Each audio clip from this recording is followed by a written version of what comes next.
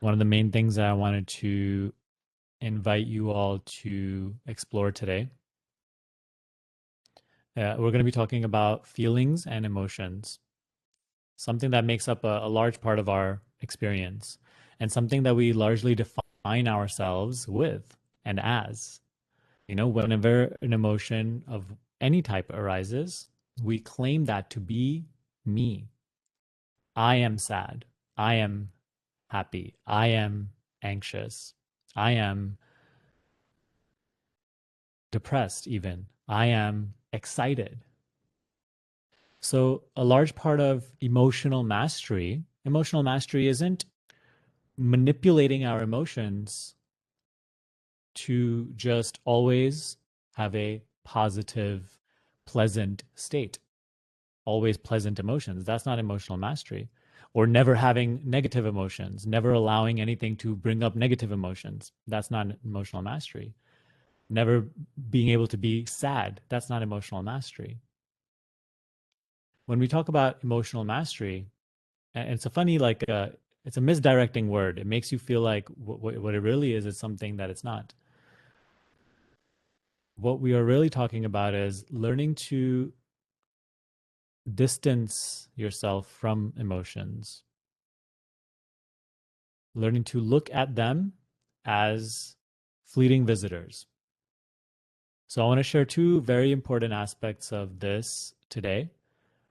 And then, afterwards, you can, if there is any sort of confusion, you can ask a question.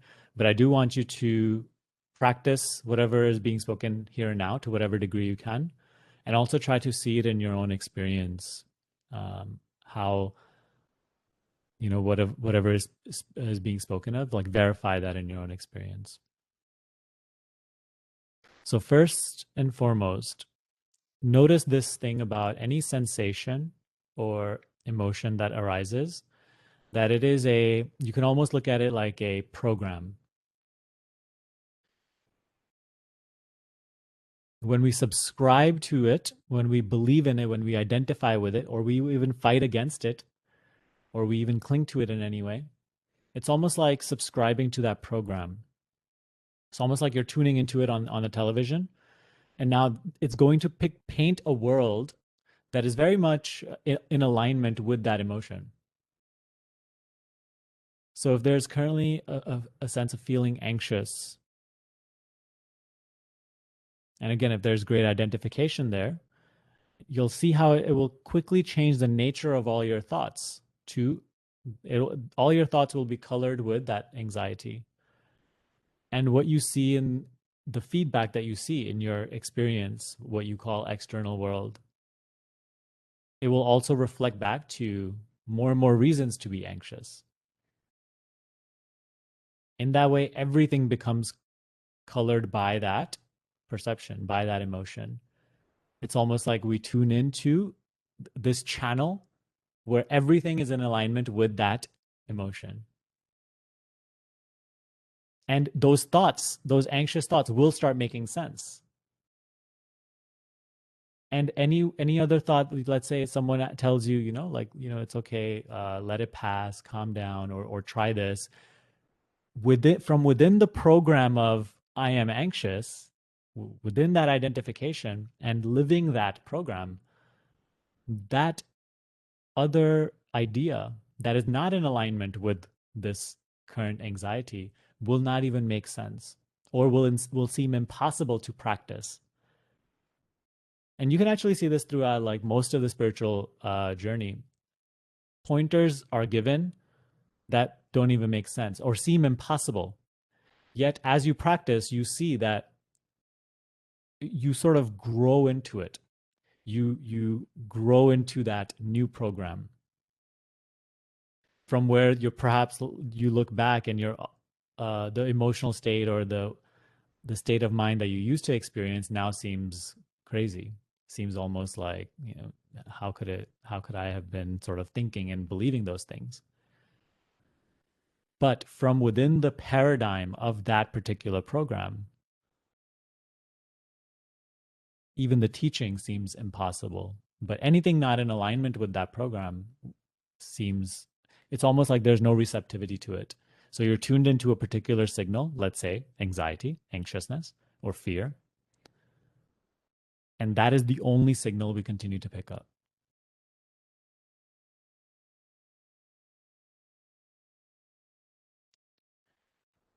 So acknowledging this about emotions and even sensations is very important because it allows us to now understand this whole mechanism, and it allows us in that moment to no longer fall for the narratives that arise out of that program. Because when you're sad, right, you're going, the thinking will turn into that very same nature.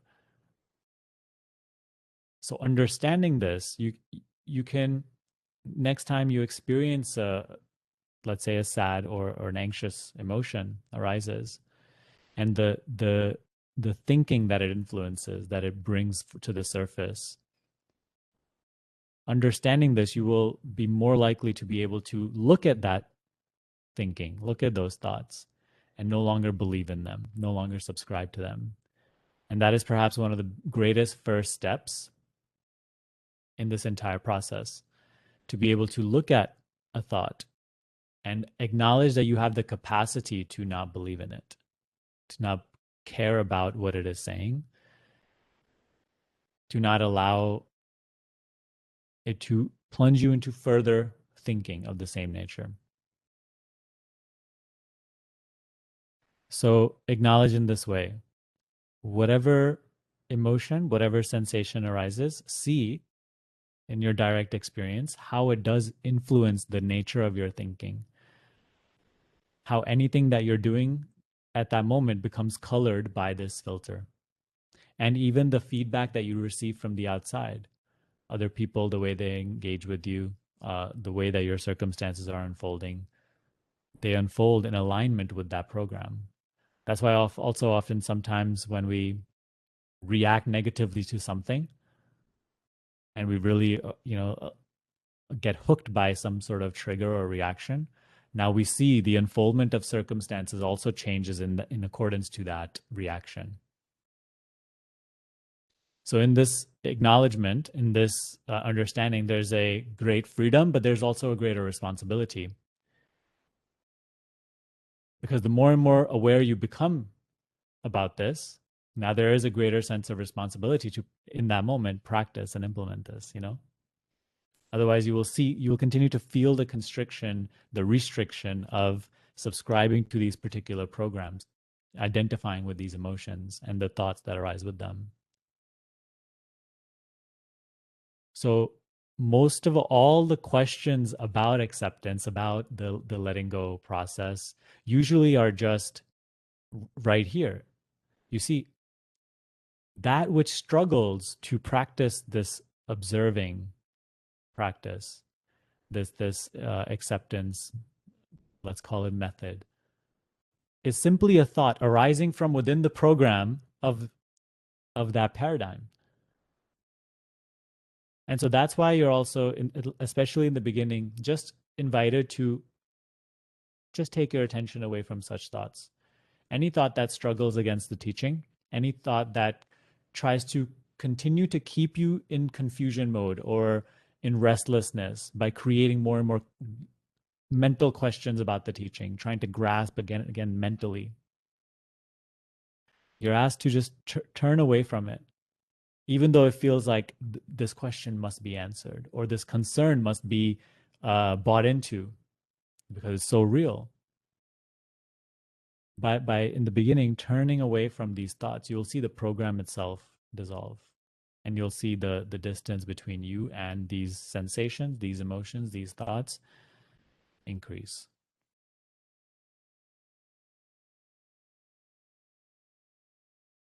Even the sense of overwhelm that sometimes arises when you begin to practice the teaching.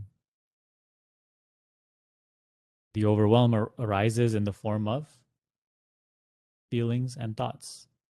It's just the same program, it's just the same paradigm, trying to perhaps keep you in its gravitational pull. But it cannot last your observation. It cannot, it will dissolve. it will be seen through. It just requires your sincere willingness to just do the best you can to practice the pointer to whatever degree you may understand. Perhaps right now, again, another thought says that like I don't fully grasp it yet, and I don't get it yet, and I need a lot more practice to understand even. Again, this thought can also be discarded, does not need to be believed in or bought into. In truth, all that is really necessary is just practicing to whatever degree that we truly can, right? That's where the sincerity comes. That's where you have to be honest with yourself. And along with that, just the genuine willingness to do your best with whatever current understanding that may be currently here. Now, with that, once you understand this, that the emotion, sensation is almost like a program of its own. Now you can begin to observe and start to notice how all these feelings, all these thoughts, start looking at them as visitors, guests, arising in your awareness and subsiding. When they arise, they try so hard to paint out a self image. They in this moment try to define what you are, what the world is, what your relationship to the world is, your past, your future. This we can call the projected world. When we dwell here, right, when we are identified at this level, there is only suffering, or there is only just the alternation between pleasure and pain. The pain we definitely suffer, but even the moment it turns a little more into pleasure, again, we just sort of we still fear losing that pleasure and again turning into pain. So we're even restless and anxious throughout the pleasure and the satisfaction. So rather than using emotions, sensations, and thoughts to define who you are, what you are, to define life, even, start to observe them very plainly. Before this thought paints out a whole story about who you are and what you're doing here, start to look at it as simply a thought arising and be willing to turn away from whatever it is saying, at least for the moments that we are practicing this. The content of the thought is very colorful. It has many, sometimes beautiful, and sometimes very worrisome things to say. Both energies really pull us. The good thoughts really pull us, but also the bad thoughts equally pull us. As long as the good thoughts pull us, and as long as we are invested in the positive thoughts, we will be equally invested and triggered by and attached to the negative thoughts as well. So here's where we have to transcend this duality. Rather than being addicted to just the positive, acknowledge that at least during the moments that you're practicing, the content of whatever thought and whatever it is saying, it can be let go of, disengaged from. The content of thought is pure projection, is pure emptiness. And that is the main aspect of changing the channel or turning the TV off entirely.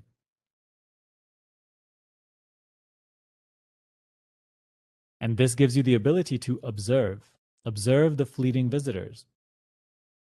This emotion arises, it plays itself out, and it passes. No matter how happy you were yesterday, that bundle of sensations passed. No matter how fearful you were yesterday, or even an hour ago, the degree of the fear changed. The fear itself seen to change.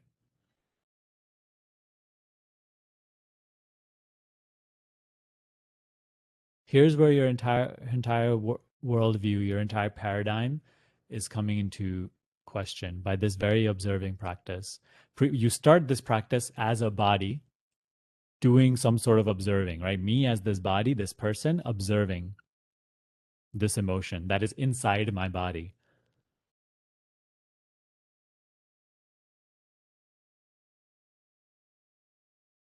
And as you practice, you you practicing as a body, as a person, see that that is what is getting sort of loosened up, your personal identity, because even the body is being observed.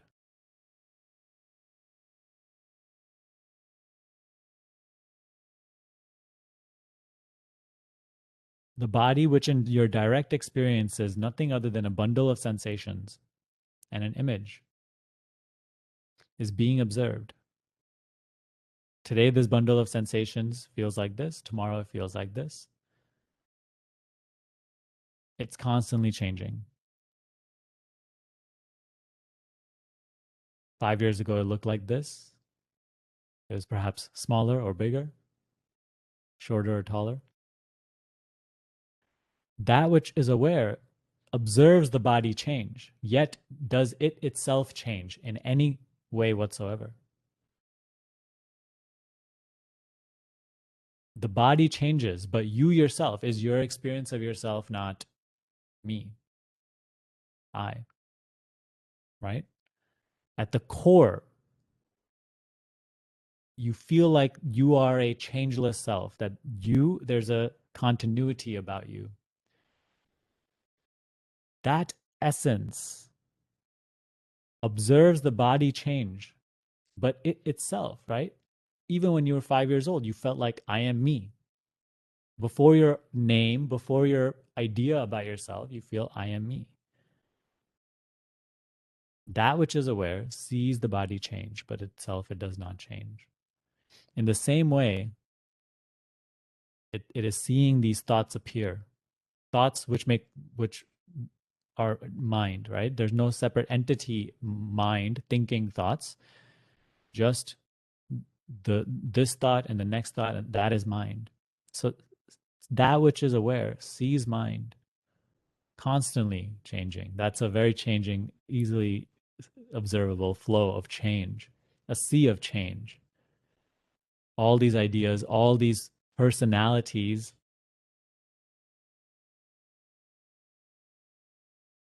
all these identities, all these belief systems, that which is aware observes all of these things change, yet it does not itself change. So same with emotion, all sensation, all experience. That which is aware sees all these sensations and emotions arise and pass. So in the moment where there is this very anxious feeling, it is actually not accurate to say, I am anxious. And in doing so, you actually subscribe to that program.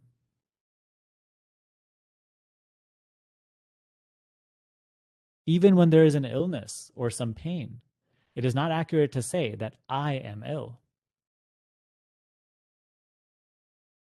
because even the illness will come and go. And you are aware of its changing.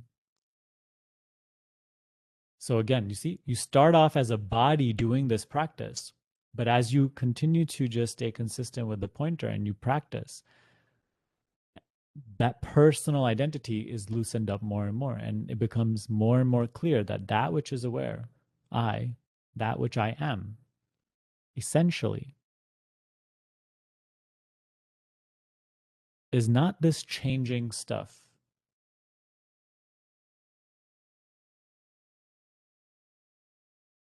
Now there's an openness to let what is arising arise without prematurely reacting to it.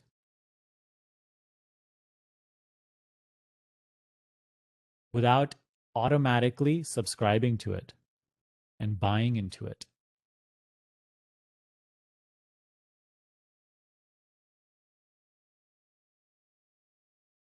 So see that there is a beauty in observing even the most horrific and negative emotions and sensations.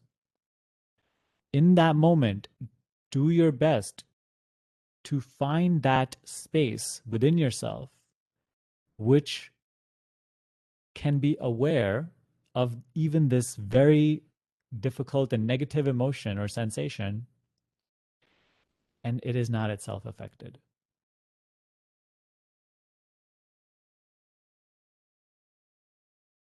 That it can look at it, yet not, it has no need to define itself with it. It has no need to push it away from it. Look at the mind, though, right?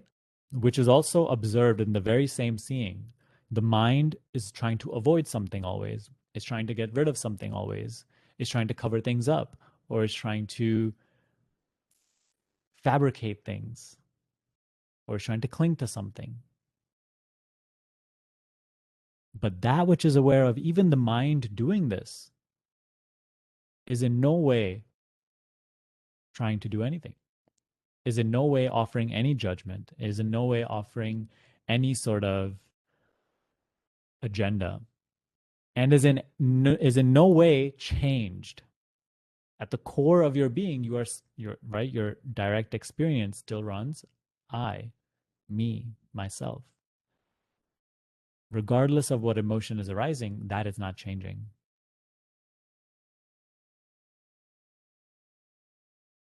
And so it's so powerful, especially when you, in those moments when you are triggered most, especially in whatever theme that is most difficult for you. For some, it's their relationship. For some, it's their work. For some, it's their personal life. For some, it's some sort of other issue. Start to look at all of these things not as your problems, but rather the areas of life which bring forth from within you that which can be looked at and transcended. All the bought into programs which currently are limiting you and defining you in some sort of limited way. Awareness moves. So this is a beautiful teaching that I recently encountered in a short sentence, that right, the mind is always trying to move away from, whereas spirit or awareness is always moving towards. It has no need to avoid or resist or pull away. Let's say even a sensitive subject, right? The mind sometimes gets triggered and it's like it runs away from such a thought or such an emotion. But acknowledge that space within you that can observe even the very the uncomfortable sensation or thought, and it can move towards it, free of judgment, free of agenda.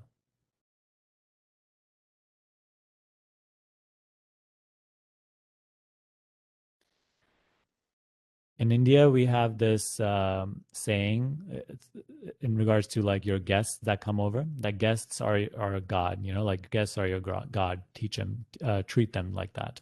And so, I mean, even growing up there, we always had that attitude, at least in my family, and that's something that's just always been a part of my life. Treat So the way that we're looking at these emotions, these sensations, these thoughts, treat them just the same way. They are your guest, right? Have no agenda for how long you want them to stay, for what they should look like, what you want out of them, what you want to change them into. Just observe and let be. Give yourself so fully. Treat them like a god. Don't misinterpret that though. Don't let the mind jump on that. Just op- full openness, full allowance. How many, you know, and how many times we can hear this, but still in the moment of some sort of discomfort, we contract and we buy into.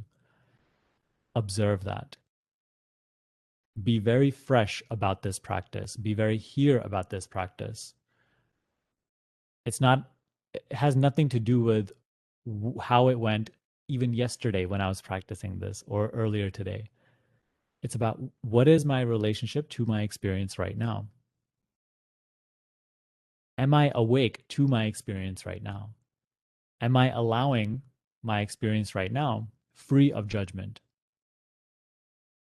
Right now, am I coming at experience with some sort of agenda?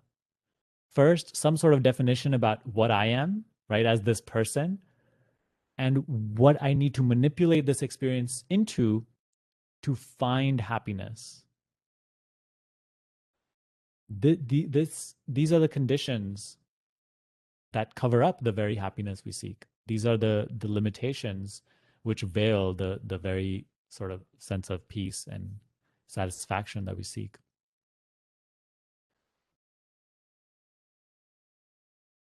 So whatever emotion, whatever sensation, whatever even scenario, circumstance, situation,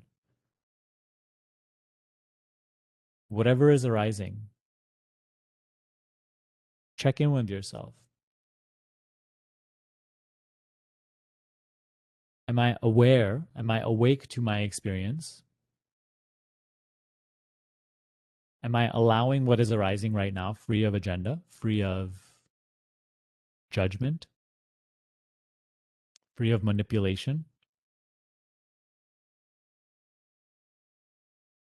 And you will see that what you are suffering is dissolved in this very checking. Because what we suffer is that very sense of manipulating or seeking, trying to change or trying to judge or fight back or cling to. So you see, in this way, we are becoming more space-like. Rather than defining ourselves as an object within experience, we are loosening up this personal identity and becoming more space-like, like this space in which all things are, whatever is coming, whatever is going.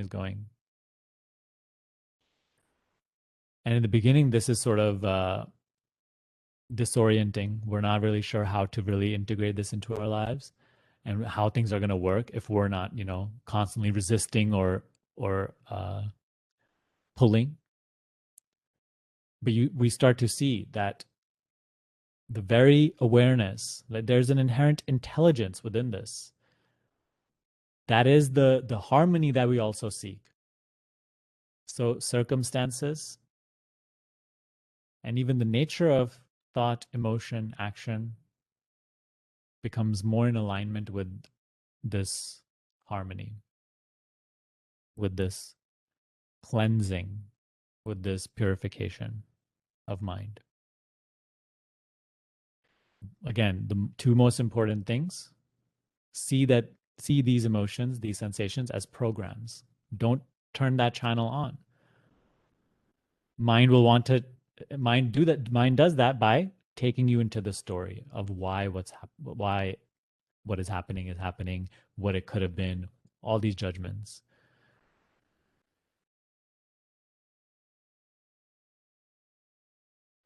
Acknowledging this, observe, be very fresh here and now, not resorting to past, not resorting to what's coming.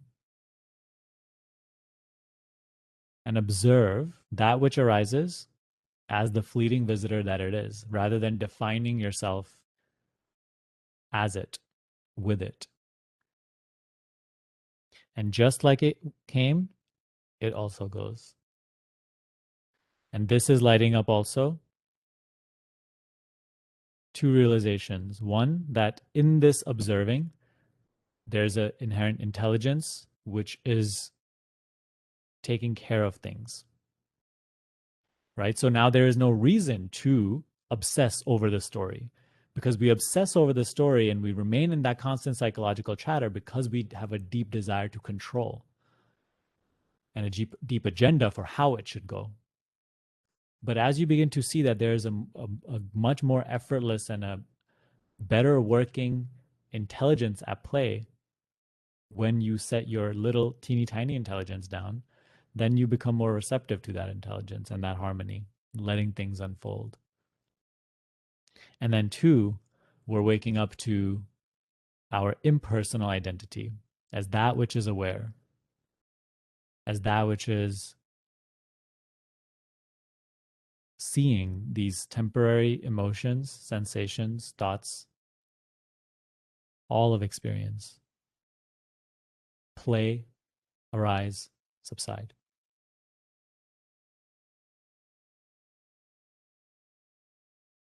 The main ingredient for becoming subtler in this understanding, in this process, in this practice, is just your deep sincerity, your genuine earnestness, willingness to practice to whatever degree you understand.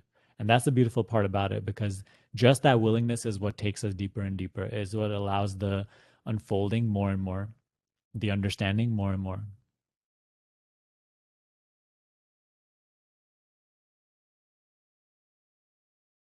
In deep genuineness and sincerity, you could practice even incorrectly, but even the genuine incorrect practice will bring you to the correct practice. Life will itself correct your course. And this is the intelligence again that we begin to trust within ourselves, within life. And we now are no longer are afraid of being on the wrong path, you see?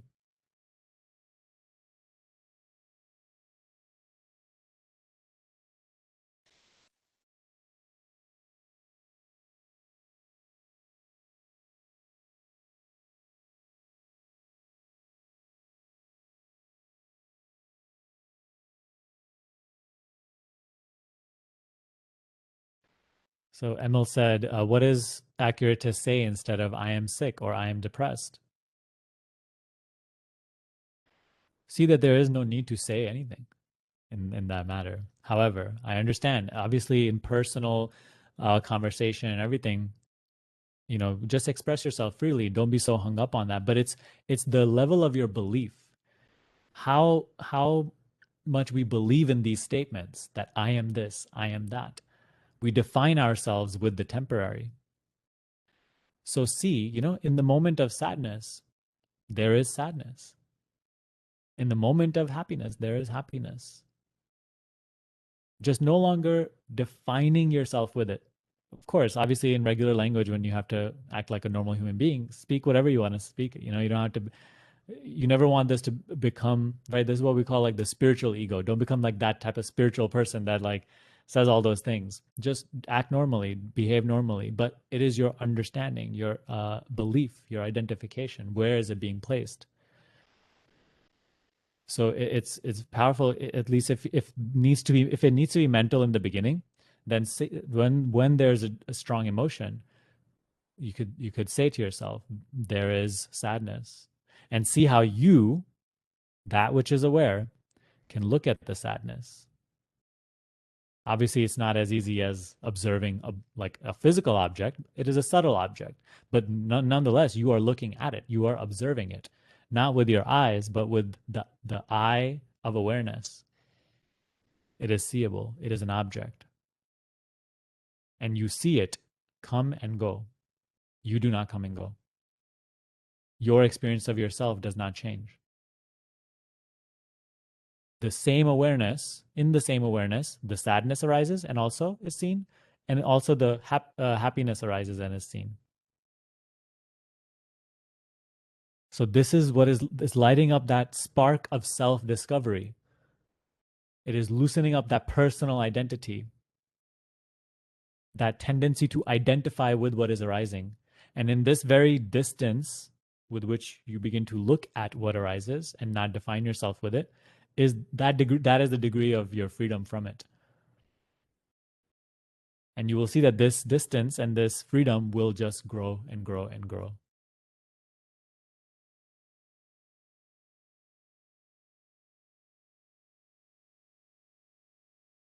And only then can we really fully live, even within the changefulness. You see, right now When there's just a sort of positive feeling, emotion, action, thought, circumstance, only then you are at peace.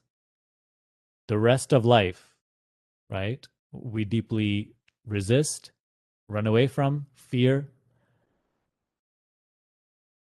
So we're very divided in that way. And wherever there is division, there will be suffering, always. See that there's no division in knowing, in awareness.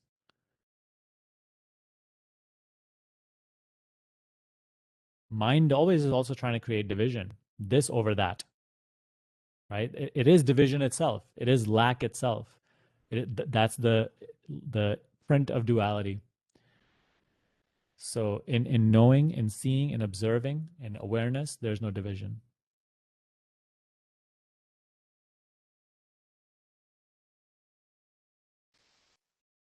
And so as we become more and more aware of these things that we previously used to define ourselves as and with, as we become aware of them as objects, they lose their capacity to pull us in, and they quite literally melt away. All the layers of identity that we had on top of, right, the self image, that is becoming looser and melting away. And you feel this as inner freedom, and you experience this in your life as just authentic action, um, like free living, and emotional mastery, which is allowing both the sway of positive and negative without reacting or clinging or resisting to either. Therefore, you're able to dance in this diverse experience without suffering it. Anytime there's a clinging to good, there will be suffering. Anytime there's resisting the bad, there will be suffering. Wisdom is being able to allow both, understanding that they are both just two of the same. They're one and the same, just two sides to the same thing. Not only the emotional state becomes more stable, but also your circumstances will also become more stable.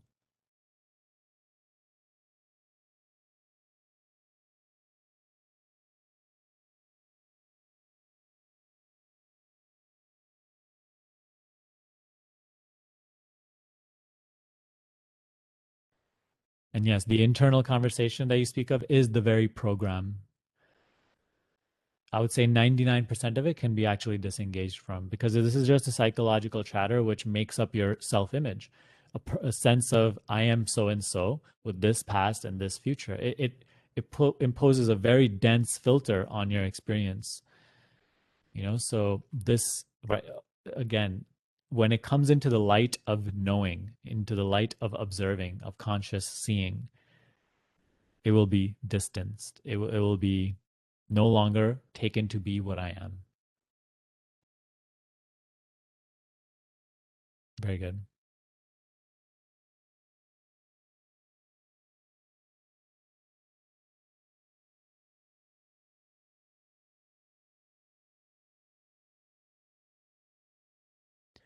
Michael said, it does dissolve.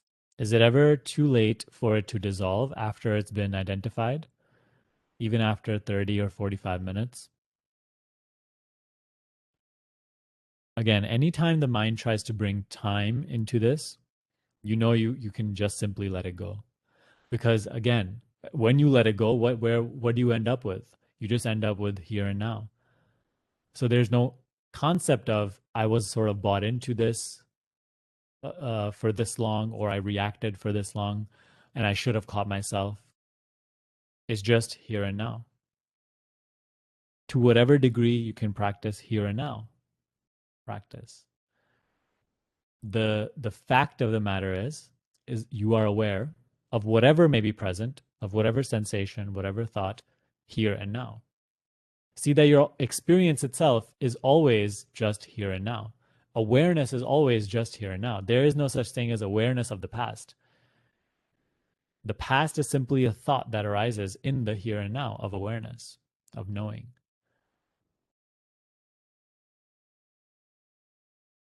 The thought is projected reality, whereas the here and now, that which is, is here, and that's what reality is.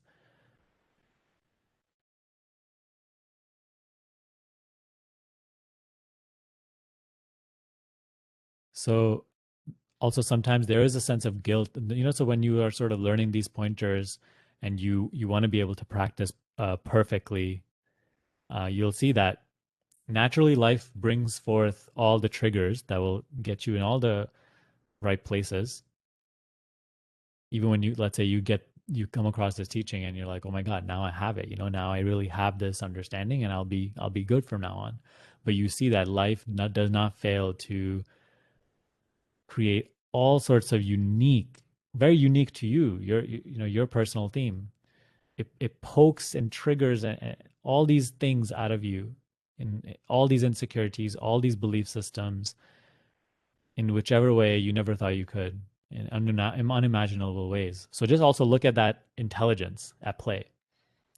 It's that same intelligence which is the one that I was talking about, according to universal harmony. But yeah, it brings up all of these things, and sometimes we do react. We do get triggered. It's a very natural part of the practice.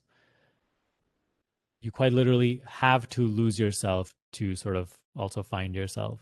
You will react. You will get triggered, and you see, then the mind makes even the teaching a reason to judge yourself, that you should have been practicing this and you failed. Must mean something is wrong with you, must mean this isn't going to work for you. It does for others but not you. You're a special case. Look at all these narratives and stories at the right. Then this becomes our world, this becomes our program, and it literally defines who we are. This is what we take ourselves to be. And it also paints out a worldview for us. And now that is what we experience. That is what we continue to experience. So many of us also sort of are raised in that sort of environment where your concept, your self-image itself is negative. So you continue to believe in this negative self-image, and then we continue to get the feedback that why, reasons for why you do have this why you are this way and this. But it's not like the experiences. Sometimes people say, like, why is life so cruel to me or whatever. It's not like the experience is out to get you. It's just the it's just the extension of the very belief systems that we see as circumstances. Mind and world, one and the same. So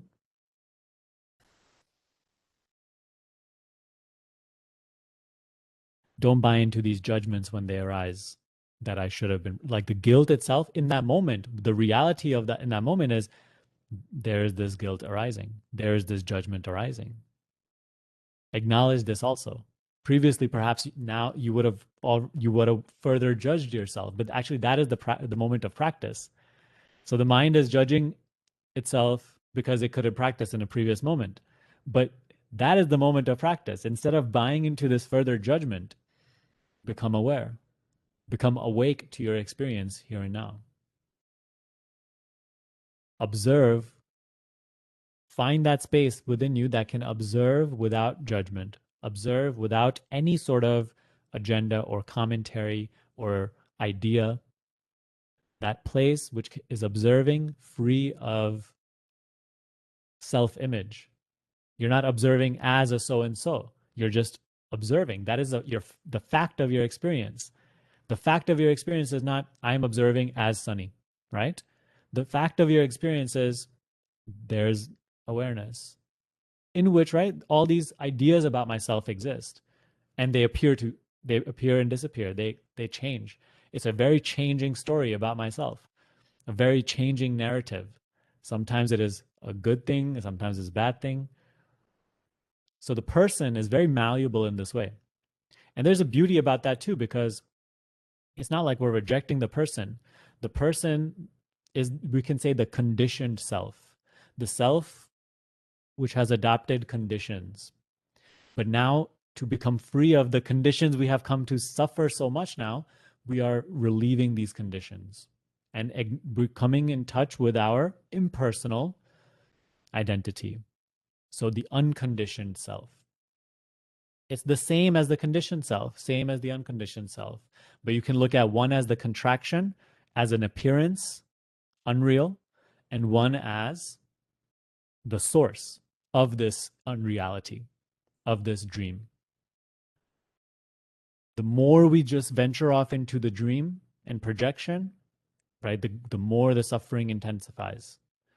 So, what does the spiritual teaching do? It's not mystical in any way. It's just helping you come back to your own source, the source of life, which is the same as your source, because you are alive, you know? So,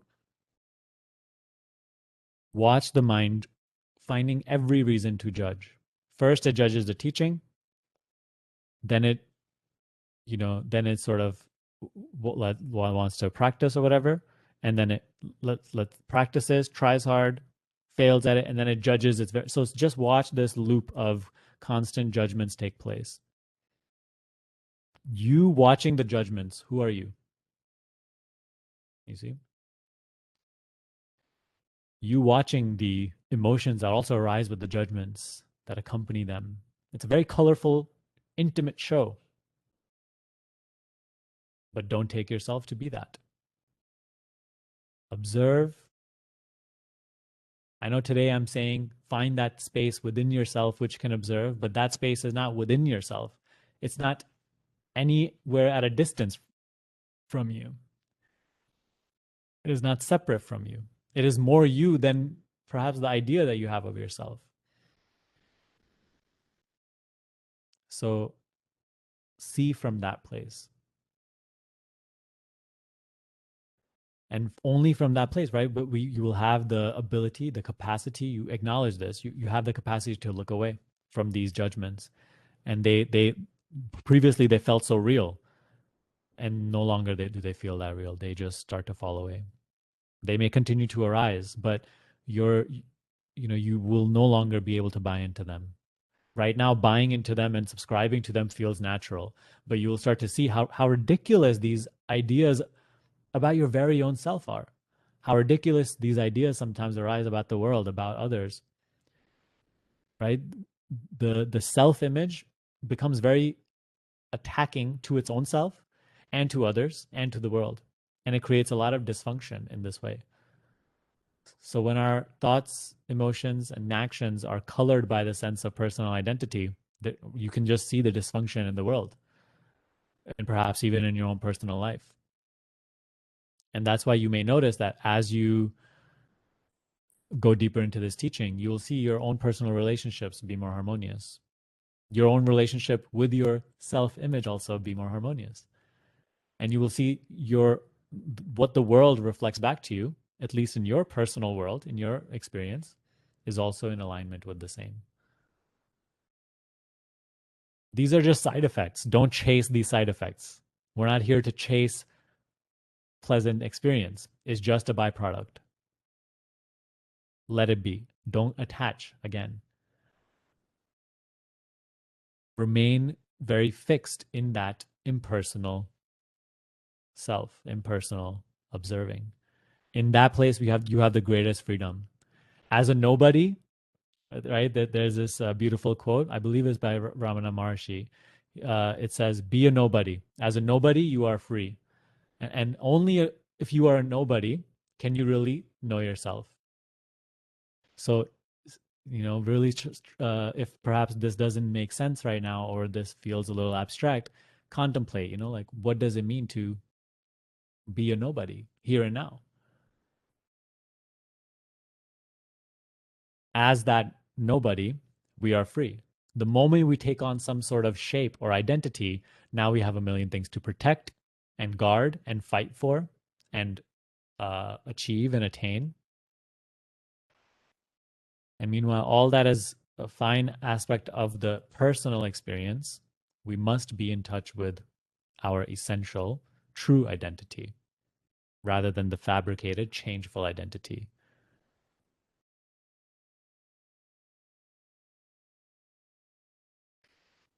In the realm of change, taking ourselves to be a changeful self, we will suffer. It is the cause of suffering. It is the belief that makes suffering possible. But as we uncover and unravel the impersonal within us, it becomes difficult to suffer. Then the hypnosis really, right? It's wearing off. And don't look at this as some sort of destination.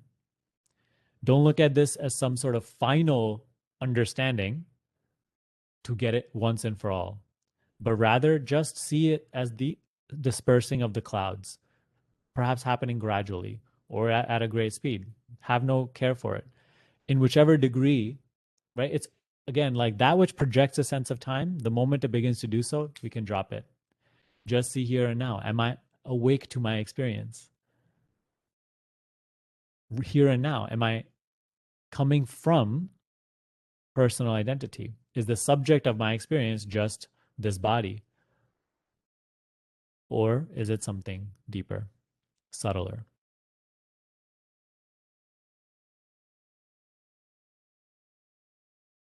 And in whichever degree this unraveling is here, in whichever degree this understanding is unfolding, that is the only degree to which it needs to unfold right now. That is that itself. Look at right. So in that way, awakening is a very here and now thing. It is not in the future. It is not in the past, and it is not in alignment with the idea you may have about it.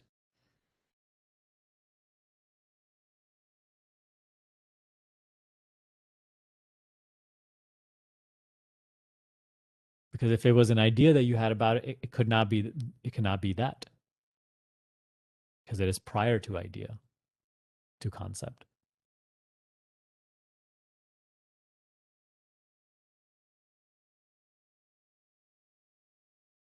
So this is the what the very simple teaching of acceptance starts to wake us up to.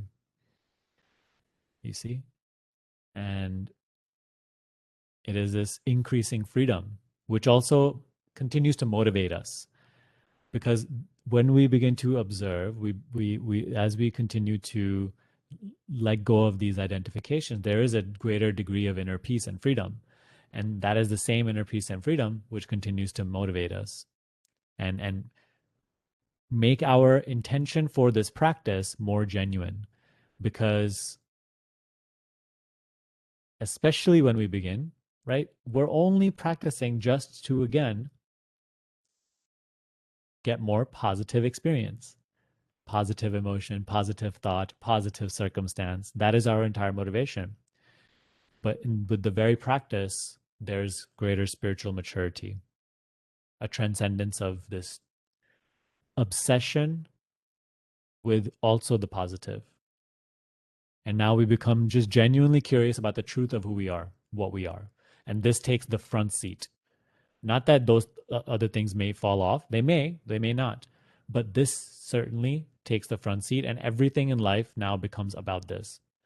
Even the work that we do, our relationships, our personal life, they just are avenues through which we ever unfold and unravel the truth of who we are.